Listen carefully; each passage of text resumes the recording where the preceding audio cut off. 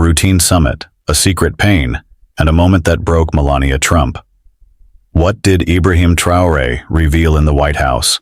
Stay until the end. The truth will haunt you. June 16, 2025, Washington, D.C. A press release announces Captain Ibrahim Traoré of Burkina Faso will attend a White House diplomacy summit. Routine, until one detail sparks intrigue. Melania Trump, absent from such events for 2 years, will be present.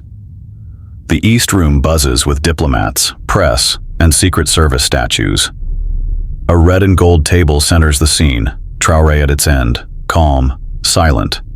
Melania enters in a white suit, stunning but tense, her eyes locking on Traoré. Cameras zoom, capturing a nod that hints at something unspoken, personal. Speeches drone with stats and platitudes, but when Traoré's turn comes, the air shifts. No notes, no raised voice. He stands, gazing at Melania. Today I share from my heart. The interpreter hesitates. Diplomats glance nervously. As a boy, I lost Miriam, 16, my cousin, my sister in spirit. She dreamed of being a doctor, but a foreign policy, a handshake here, stole her future. The room freezes. Melania's eyes widen. This isn't revenge, it's dignity. Africa feels, dreams, mourns. He holds up a grainy photo, Miriam smiling in a school uniform. She died when medicine, blocked by a policy signed in this building, never came. Melania's lips tremble. A tear falls. Her voice died, but her dream can live if we listen. The East Room, meant for handshakes, turns sacred. Melania steps forward, unscripted, heels clicking on marble. She believed in something, she whispers, eyes on the photo. Traoré nods. She believed the world would remember her pain. Melania, voice shaking, asks, "Can I hold it?" He hands her the photo, their worlds colliding. She clutches it to her chest, a tear sliding down. I've met kings but never felt this. This isn't politics, it's memory. An aide waves off a snapping camera. This is human, not headlines. Traoré returns to the mic, voice soft. Miriam's smile hid dust in her lungs, empty stomachs, barefoot walks. She gave her shoes to another girl, taught me kindness. Melania grips the photo tighter. After she died, I stopped speaking, thinking words failed. In a dream, she said, "If you don't speak, who will remember me?" I speak for her. Melania's tears flow silently, millions watching live weep too. Traoré pulls a worn letter, edges torn. Miriam's mother wrote this, undelivered for 15 years, to the First Lady. Melania, trembling, takes it, reading aloud. Dear First Lady, my daughter died from a cough, no medicine came. I don't blame you. I ask you remember her. Miriam wanted to see America. Her voice breaks. How could a mother write without anger? Traoré replies, African women are strong even when forgotten. The room holds its breath. Feel it, Traoré says.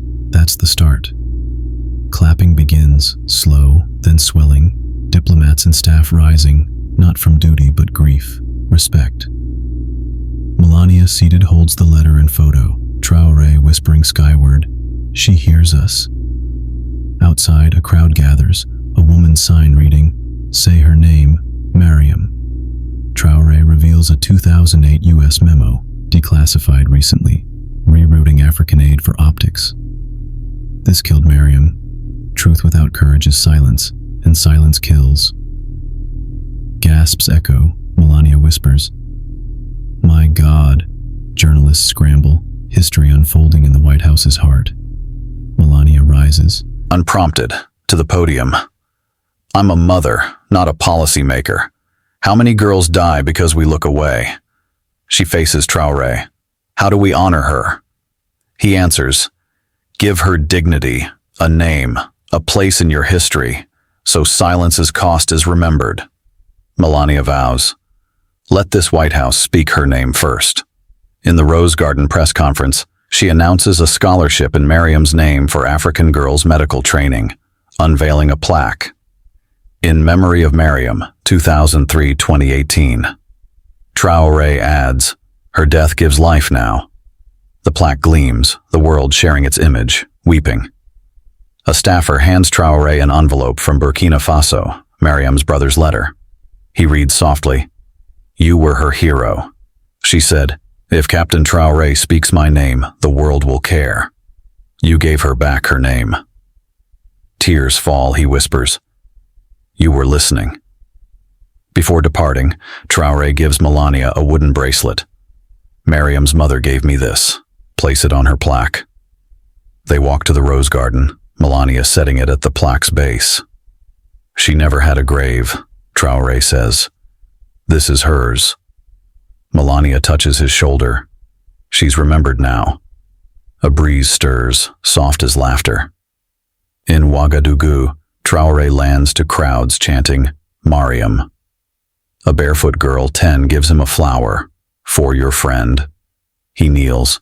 She'd love you. At a speech, a teen, Awa, from Mariam's village, steps forward. Mariam saved me from men at 11, screaming to scare them off. You told her story, I'll tell yours. They embrace, the crowd weeping. A letter from Melania arrives. The Mariam Voice Project will educate African girls. You changed me. Traoré tucks it in Mariam's journal, whispering, You changed the world. The UN honors Traoré's speech, replaying it to a silent hall, followed by 7 minutes of applause. Signs rise. We are Mariam. In Nigeria, girls paint her name on blackboards. In Brazil, candles glow. In South Africa, choirs sing, She lives through us. Comment. I heard her name, like if dignity endures. Subscribe to keep forgotten voices alive. We're not just watching history, we're making it, lifting each other higher.